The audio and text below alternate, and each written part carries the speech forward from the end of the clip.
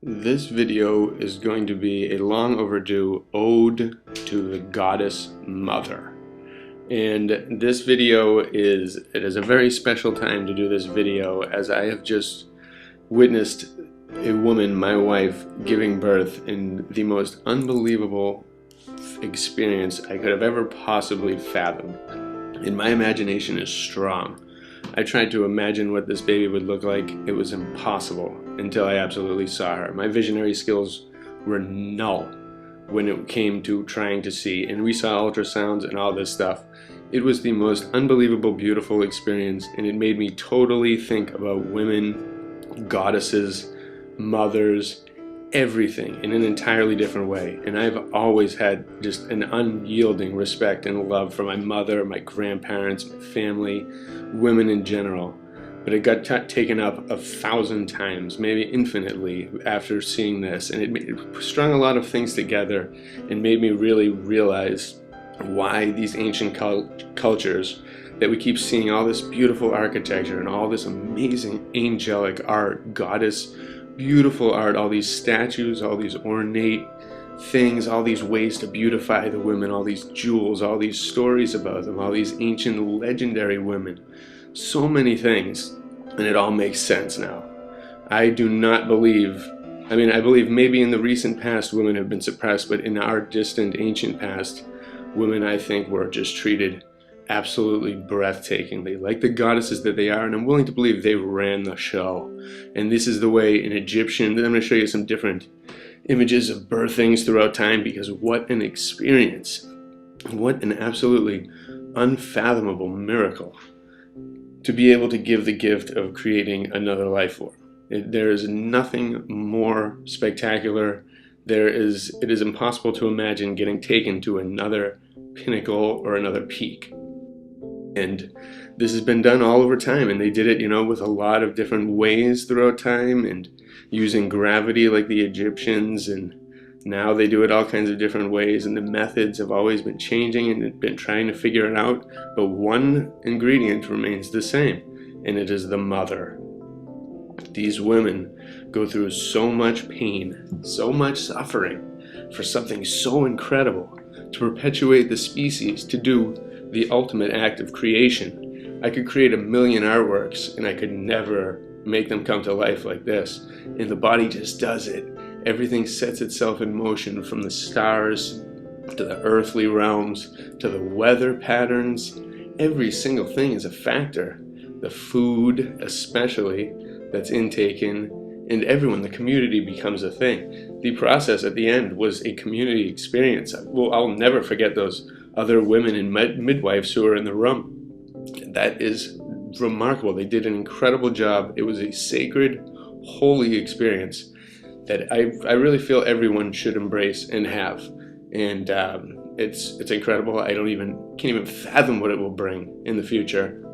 But I am embracing every bit of it, and it is an act of love. It is a creation of love. It is the same innate feeling that's been driving through all these artists back in the day. Thousands and thousands of years, millions, who knows, of years of this happening. And it's really incredible, because there was nothing like that.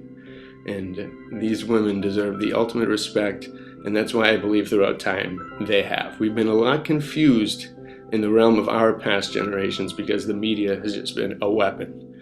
But there is no way to put it past, with all the art we keep seeing, all this Tartarian-esque stuff, these things, these realms of beauty and goddessness. Like, I wouldn't be put it past if these things had wings in other dimensions. They're the inevitable women species somewhere of human, if we came from some godlike mixture, probably had wings, probably was capable of doing so much. This whole universe could be a woman. God could be a woman.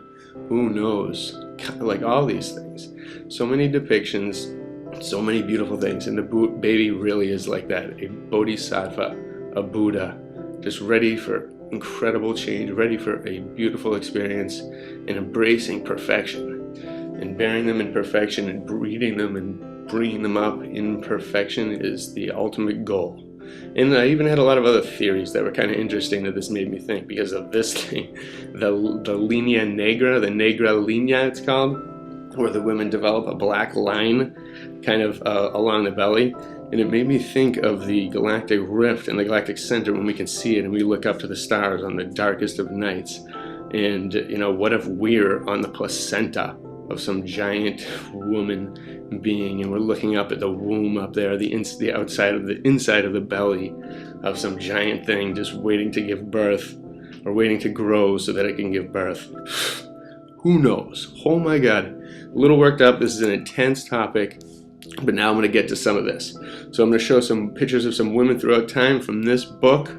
This video is just going to be basically an ode to women, a tribute to women everywhere, just an undying love for women, and my wife especially. Oh my, and my mother. Wow, every mother. So amazing. You people are blessed. Please continue to use your miracles as a blessing to the world and raise your babies well and beautifully and healthy. Give them good food. Now here we go.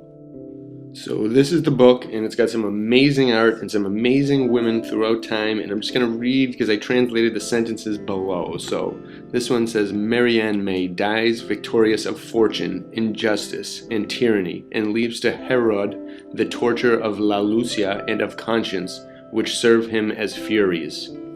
It's just intense stuff. Take from it as you will. I'll go in deeper into these ladies in another video. Panthe deviated from life for su abradate, and some of the translations could be wrong, and died as gloriously of his love and fidelity as he died of his courage and victory. Very interesting. Cami, princess of Galatia, victorious over love and death, makes a sacrifice of fidelity and revenge in the shadow of Sinet, his Mary.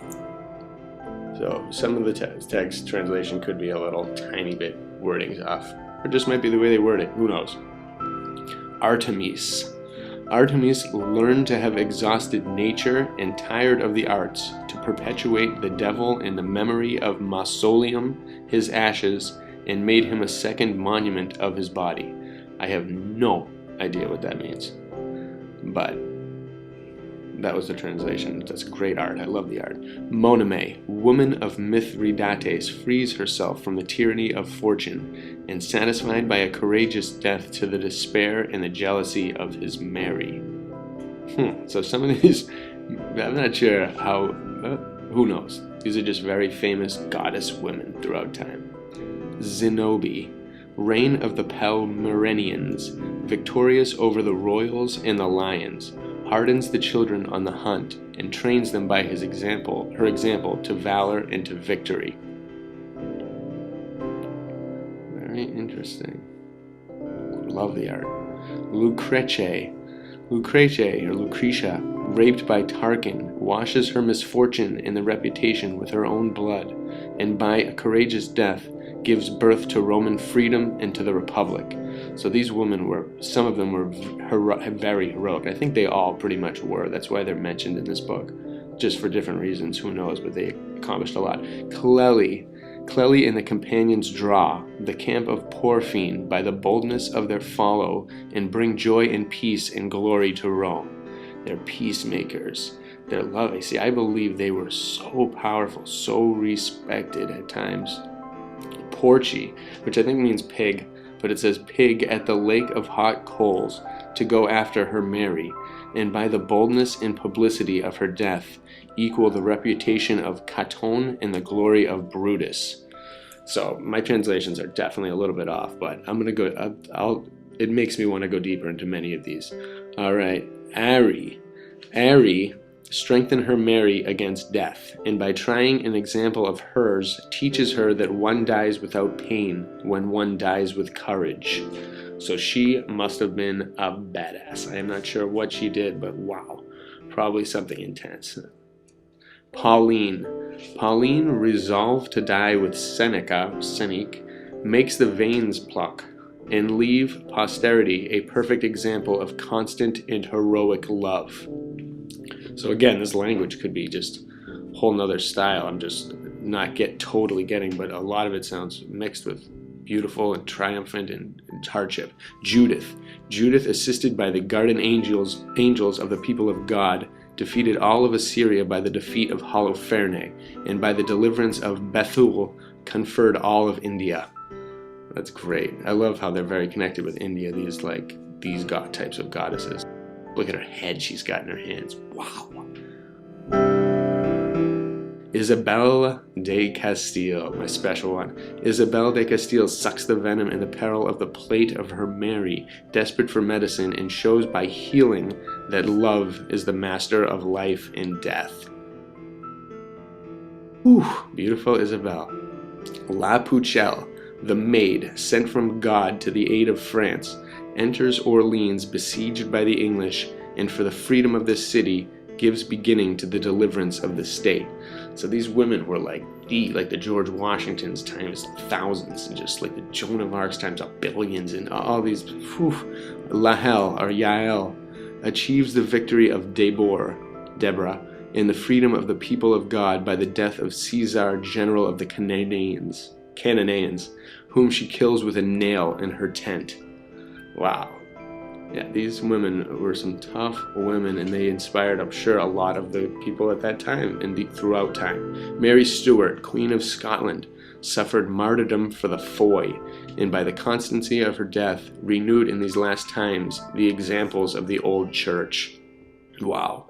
So I might have to look into her, because she might have been trying to preserve that old church, and these warrior women probably gave everything they had. Amazing women. Solomon urges the Maccabees, the children, to martyrdom, and after 7 deaths suffered in their person, gaunt by own death, an 8th victory which crowns it. No idea what that means, but she's a famous character, so I'm gonna research more of that. Deborah, prophetess and governess of the Hebrews, gives a speech in front of the notables of the people and prepares them for freedom and war against the Canaanites, or the Canaanians. Wow, just leaders in battle. Amazingly powerful woman. Une dame, a Christian and Francois lady, fights deathly insecurities for chastity, and by a victory like that of Judith, equals France to India. Wow. So just very interesting art from this book, and it is amazing. And Isabel happens to be our little girl, and I can go into a little bit about her, because she is actually a little more popular throughout time, and she was the woman, if you've ever seen The Fountain, she actually was the queen on the Spanish storyline of that movie, which is a beautiful movie. I recommend everybody see The Fountain, for love, death. It'll make you not fear death anymore, and a lot more. Just a great, beautiful movie by Darren Aronofsky. And Isabella was also the one who commanded Christopher Columbus, supposedly, and whatnot, to come over here, gave him the right to come to this new world. Maybe she knew about it. She must have known actually a lot. I bet they all did. This place was known. There's no doubt about it. Christopher didn't discover anything. He just kept it going, and he reopened the thing. And there's that meeting right there. A lot of famous art about her. I love it. A lot of great art depicting goddesses and angels. They deserve every bit of it. And I'm not sure exactly what's missing, but this is Shanghai in the 1930s. Tartarian-esque stuff, and an angel, women, the mother, right over there, basically watching over the city, protecting from the waters, or just blessing the waters. Like, this is Boston as well, and around the early 1900s. And the angels on the top of this building are all unique, all different, probably all had meaning to the sculptor. You don't just sculpt like random things like this. It seems like this culture knew, these architects, these artists knew something else. They had stories that lingered, and they had things. They had a different vision of the world, a different respect for women, a different glorification. And I think there needs to be more education on this subject about different goddesses throughout lore and throughout these times, and show this artwork to young women. Colorize this, have this be in little like coloring books that you can get at art stores, different things that show the beauty and really embrace the imagination, and bring that stuff back. Like when kids were being raised with this type of art and architecture everywhere, I can't even imagine the benefit of seeing this stuff and feeling its power. And really, when you're young, you really see these things in a totally different way, and they get better as age. That's the beauty of art. But as a kid, to see these magnificent artworks and sculptures, there's nothing like it, and it just inspires the imagination so much. Like, this woman's holding the sun. Like, you know, everyone should be taught this. Education should be taught to embrace this gift of motherdom and have it be just have it be expressed as an absolute wondrous miracle, a gift from God that is just the destiny of each one of us in some way, to create, to procreate, to keep going, to keep a species going through love and through all this power. And there is so much that can be done, so much to teach the next generation. They're better versions of us, which is awesome. They inspire the muses. They have this creative ability that is unmatched. Like, man, I believe, like, you know, they're great architects, artists. So are women, but men, you know, we can build stuff because we can't create in this way. And here's another book I'd like to translate for you. Again, these translations are a little iffy, but here we go. This one says, "The lot of those who believe that the result of blind set up the dreadful beast." That is ridiculous, but whatever. Look at the wings, look at the art. Venus or something. Wow, don't know what is happening there. "Which one is the true leader of duty, or which is the duty of a prince?" So I don't know if that's seeing, you know, who is the true leader, and they probably question that because women, I think, a lot of time and a lot of civilizations were the leaders. Sure, there was many with men, but a lot with women. All right, this one says, I think it has someone's name at the top, like Ludovico Beccatelli, and then I think it means he loved to be loved at the underneath.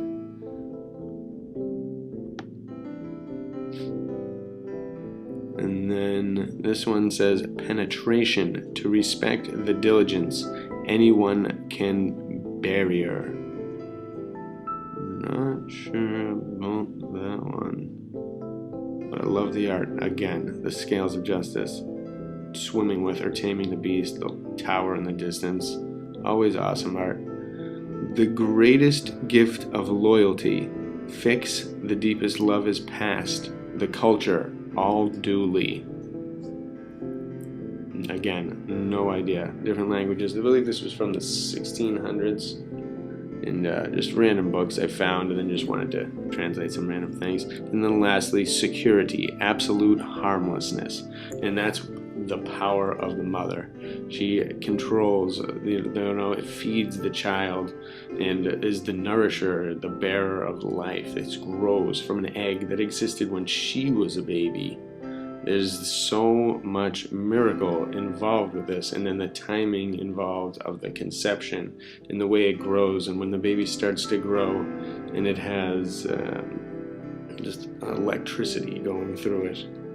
There's so much honor that is bestowed upon the women for this glorious gift that they possess. And you know, whether the goddesses and the goddesses up there, or the universe is a woman, or the Jains believed that there were oceans of milk at different points, and there is there could be, like, what if part of this realm further deeper is an ocean of milk somewhere? Because there's just, we are on a living being or something, but you never know, really. You would never know what we are truly on. I don't think we will.